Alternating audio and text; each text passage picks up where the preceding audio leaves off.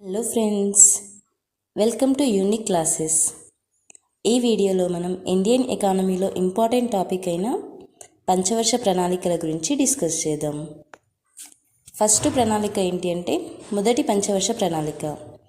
ఇది ఏ సంవత్సరంలో ప్రారంభించబడింది అంటే 1951 నుంచి 56 వరకు మొదటి పంచవర్ష ప్రణాళిక ఉంటుంది. మొదటి పంచవర్ష ప్రణాళికకు అధ్యక్షుడు ఎవరు అంటే జవహర్లాల్ నెహ్రూ. దానికి ఉపాధ్యక్షుడు ఎవరు అంటే గుల్జరీలాల్ నందా. అదేవిధంగా మొదటి పంచవర్ష ప్రణాళిక రూపకర్త ఎవరు అంటే మోక్షగుండం విశ్వేశ్వరయ్య.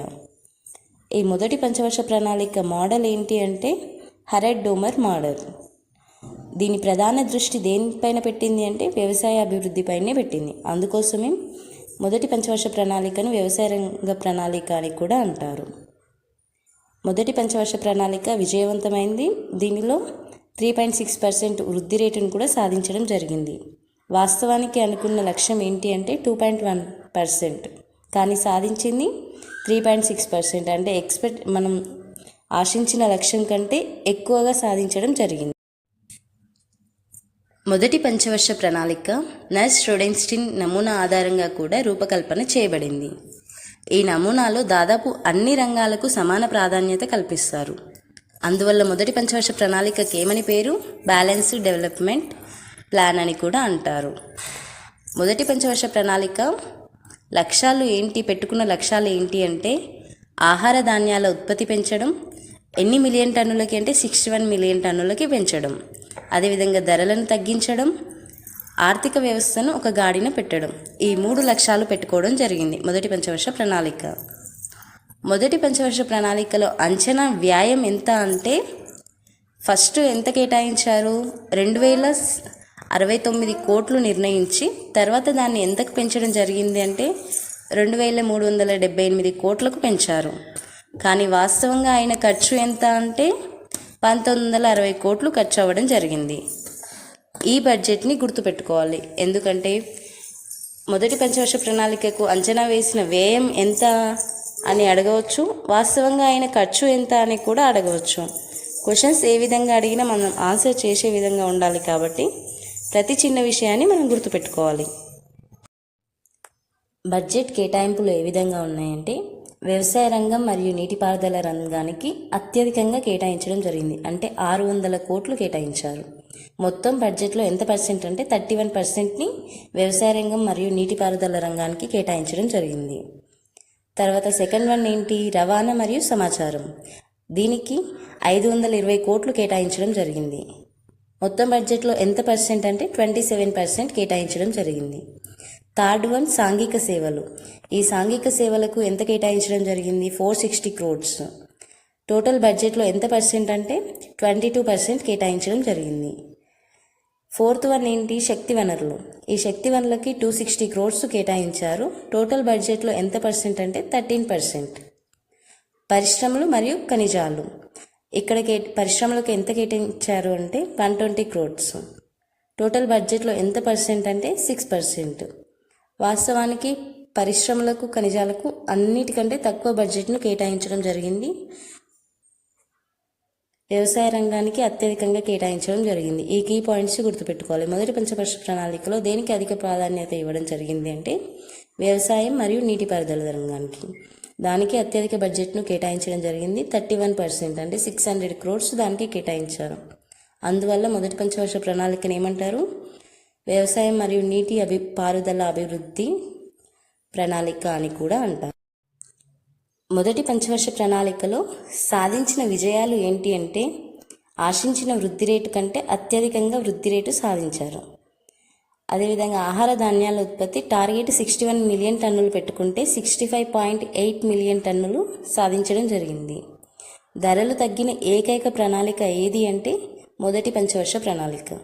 అదేవిధంగా ఈ ప్రణాళికలో ఎంత పర్సెంట్ తగ్గాయి ధరలు అంటే 13% తగ్గడం జరిగింది. వివిధ కార్యక్రమాల వల్ల ప్రాంతీయ అభివృద్ధి కూడా సాధ్యమైంది. ప్రకృతి అనుకూలత వలన మొదటి పంచవర్ష ప్రణాళిక అత్యంత విజయం సాధించడం జరిగింది. సో ఎక్స్పెక్ట్ చేసిన టార్గెట్ కంటే ఎక్కువ పంట దిగుబడి తీసుకొచ్చింది. అదేవిధంగా ధరలను కూడా చాలా వరకు తగ్గించింది. దీనికి నేచర్ కూడా మనకు చాలా హెల్ప్ చేయడం జరిగింది. అప్పటి వాతావరణ పరిస్థితులు సహకరించడం వల్ల ఈ మొదటి పంచవర్ష ప్రణాళిక అత్యంత సక్సెస్ అవ్వడం జరిగింది.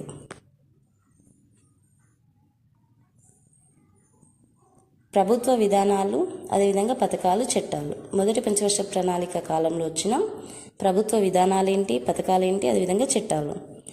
1951లో మొదటి రాజ్యాంగ సవరణ ద్వారా 9వ షెడ్యూల్ను చేర్చారు. ఈ 9వ షెడ్యూల్ దేనికి సంబంధించిందంటే భూ సంస్కరణలకు సంబంధించింది. అదేవిధంగా 1952లో జనాభా నియంత్రణను అధికారికంగా అమలు చేయడం జరిగింది. నెక్స్ట్ 1952లోనే అటవీ విధానాన్ని కూడా ప్రవేశపెట్టారు. ఈ అటవీ విధానం ప్రకారం దేశంలో మొత్తం 33.3% అటవీ విస్తీర్ణం ఉండాలని నిర్ణయించడం జరిగింది. ఈ కీ పాయింట్స్ గుర్తుపెట్టుకోవాలి. 9వ షెడ్యూల్ ఏ సంవత్సరంలో చేర్చారు అంటే ఆన్సర్ ఏమవుతుంది? 1951. అదేవిధంగా జనాభా నియంత్రణను అధికారికంగా ప్రకటించిన సంవత్సరం ఏది అంటే 1952. జాతీయ అటవీ విధానాన్ని అధికారికంగా ప్రకటించిన సంవత్సరం ఏంటి అంటే కూడా 1952. ఈ 3 కీ పాయింట్స్ని గుర్తుపెట్టుకోవాలి. అదేవిధంగా అటవీ విస్తీర్ణ శాతం ఎంత అంటే 33%. ఈ కార్యక్రమాలన్నీ ఏ ప్రణాళిక సమయంలో అమలు అయ్యాయి అని అడిగినప్పుడు ఆన్సర్ ఏమవుతుంది? మొదటి పంచవర్ష ప్రణాళిక. 1951లో భూదాన ఉద్యమం యాదాద్రి జిల్లా పోచంపల్లిలో ప్రారంభించడం జరిగింది. దీని రూపకర్త ఎవరు అంటే వినోబావే. అదేవిధంగా 1952 అక్టోబర్ 2న సమాజ అభివృద్ధి కార్యక్రమం కమ్యూనిటీ డెవలప్మెంట్ ప్రోగ్రామ్ CDPని ప్రారంభించారు. Same date next year 1953 October 2న NESS నేషనల్ ఎక్స్టెన్స్ సర్వీస్ స్కీమ్ని కూడా ప్రారంభించడం జరిగింది. ఈ నేషనల్ ఎక్స్టెన్స్ సర్వీస్ స్కీమ్ అనేది కమ్యూనిటీ డెవలప్మెంట్ ప్రోగ్రామ్కి అనుబంధంగా ప్రారంభించారు. అదేవిధంగా 1955లో నిత్యావసర వస్తువుల చట్టం కూడా తీసుకురావడం జరిగింది. క్వశ్చన్స్ ఏ విధంగా అడగొచ్చు? సమాజ అభివృద్ధి కార్యక్రమం ఏ సంవత్సరంలో ప్రారంభించారు అంటే ఆన్సర్ ఏమవుతుంది? 1952 అక్టోబర్ 2. నిత్యావసర వస్తువుల చట్టం చేసిన సంవత్సరం ఏంటి అంటే 1955. ఏ ఇయర్స్ గుర్తుపెట్టుకోవాలి, ఆ ఇయర్స్లో వచ్చిన చట్టాలు ఏంటి, ఆ ఇయర్స్లో చేసిన కార్యక్రమాలు ఏంటి, ఇలాంటి విషయాలు గుర్తుపెట్టుకోవాలి. మొదటి పంచవర్ష ప్రణాళిక కాలంలో ప్రారంభించిన ప్రాజెక్ట్స్ ఏంటి అంటే నాగార్జున సాగర్ ప్రాజెక్ట్, ఇది ప్రజెంట్ తెలంగాణలో ఉంది. సెకండ్ వన్ ఏంటి? హీరాకుడ్ ప్రాజెక్ట్, ఇది ఎక్కడుంది అంటే ఒడిశాలో ఉంది. బాక్రానంగల్ ప్రాజెక్ట్, ఇది హిమాచల్ ప్రదేశ్లో ఉండడం జరిగింది. నెక్స్ట్ దామోదర్ వ్యాలీ ప్రాజెక్ట్, ఇది పశ్చిమ బెంగాల్ అండ్ జార్ఖండ్లో ఉంది. మాకండ్ ప్రాజెక్ట్, ఇది ఒడిశాలో ఉంది. ఈ ప్రాజెక్ట్స్ నేమ్స్ గుర్తుపెట్టుకోవాలి, ఇవి ఎక్కడ ఉన్నాయి, వాటి లొకేషన్ కూడా గుర్తుపెట్టుకోవాలి. అదేవిధంగా ఈ ప్రాజెక్ట్స్ అన్ని ఏ పంచవర్ష ప్రణాళిక కాలంలో ప్రారంభమైంది అని అడిగినప్పుడు ఆన్సర్ ఏమవుతుంది? మొదటి పంచవర్ష ప్రణాళిక. ఈ కీ పాయింట్స్ గుర్తుపెట్టుకోవాలి. అదేవిధంగా మొదటి పంచవర్ష ప్రణాళిక కాలంలో ప్రారంభించిన కర్మాగారాలు ఏంటి అంటే first one Chittaranjan rail engine కర్మాగారం, ఇది ఎక్కడుందంటే పశ్చిమ బెంగాల్లో ఉండడం జరిగింది. సెకండ్ వన్ సింద్రి ఎరువుల కర్మాగారం, ఇది జార్ఖండ్లో ఉంది. థర్డ్ వన్ ఏంటి అంటే భారతీయ టెలిఫోన్ పరిశ్రమ, ఇది బెంగళూరులో ఉంది. సో ఈ 3 పరిశ్రమల పేర్లు గుర్తుపెట్టుకోవాలి, అదేవిధంగా వాటి లొకేషన్స్ గుర్తుపెట్టుకోవాలి. అదేవిధంగా ఫోర్త్ వన్ ఏంటి? హిందుస్థాన్ కేబుల్ లిమిటెడ్, ఇది రూప్నారాయణపూర్లో ఉంది. ఈ రూప్నారాయణపూర్ ఎక్కడుంది? పశ్చిమ బెంగాల్లో ఉంది. ఫిఫ్త్ వన్ ఏంటి అంటే హిందుస్థాన్ షిప్ యార్డ్, ఇది వైజాగ్ విశాఖపట్నంలో ఉంది, ఆంధ్రప్రదేశ్. సిక్స్త్ వన్ ఏంటి అంటే హిందుస్థాన్ మిషన్ టూల్స్, ఇది ఎక్కడుంది? బెంగళూరులో ఉండడం జరిగింది. Seventh one railway coach factory Perambur, తమిళనాడులో ఉంది. మొదటి పంచవర్ష ప్రణాళిక పైన వచ్చిన విమర్శ ఏంటి అంటే పారిశ్రామిక రంగంను నిర్లక్ష్యం చేయడం వల్ల నిరుద్యోగం పెరగడం జరిగింది అని కొందరు విమర్శించడం జరిగింది మొదటి పంచవర్ష ప్రణాళికను.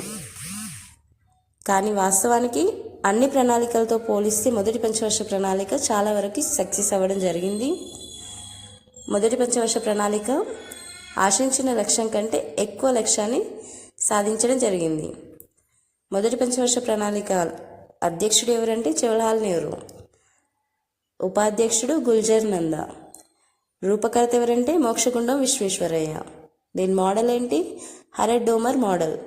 ఈ కీ పాయింట్స్ గుర్తుపెట్టుకోవాలి. ఇక్కడ పెట్టుకున్న టార్గెట్ వృద్ధి రేటు ఎంత అంటే 2.1%, సాధించింది ఎంత అంటే 3.6%, ఆశించిన వృద్ధి రేటు కంటే అధికంగా సాధించింది. మొదటి పంచవర్ష ప్రణాళిక కాలం ఏంటి అంటే 1951 నుంచి 56 వరకు. ఈ కీ పాయింట్స్ గుర్తుపెట్టుకోండి. నా వీడియోలో ఇన్ఫర్మేషన్ మీకు నచ్చినట్లయితే లైక్ చేయండి, షేర్ చేయండి, సబ్స్క్రైబ్ చేయండి. Thank you for watching.